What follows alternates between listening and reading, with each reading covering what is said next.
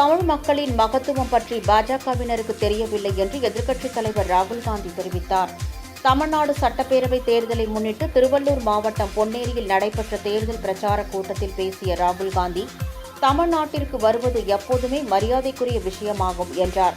பாஜகவும் RSSம் எப்போதெல்லாம் தமிழ்நாட்டை, தமிழ் மொழியை, கலாச்சாரத்தை தாக்குகிறார்களோ அப்போதெல்லாம் நான் தமிழ்நாட்டைச் சேர்ந்தவனாக உணர்ந்திருக்கிறேன் என்றார். நாடாளுமன்றத்தில் மகளிர் இடஒதுக்கீடு மசோதா என்ற பெயரில் தொகுதி மறுவரை மசோதாவை கொண்டு வந்ததாகவும், தமிழ்நாட்டின் பிரதிநிதித்துவம் தென் மாநிலங்கள், சிறிய மாநிலங்கள், வடகிழக்கு மாநிலங்களின் வலிமையை குறைக்க வேண்டும் என்ற அந்த மசோதாவை தோற்கடித்து முறியடித்தோம் என கூறினார்.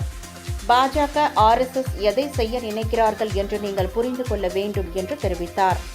தமிழ் மக்களின் மகத்துவம் பற்றி அவர்களுக்கு தெரியவில்லை என்றும், ஆயிரம் ஆண்டு கால வரலாற்றை தமிழர்கள் வைத்திருப்பதாகவும் கூறினார்.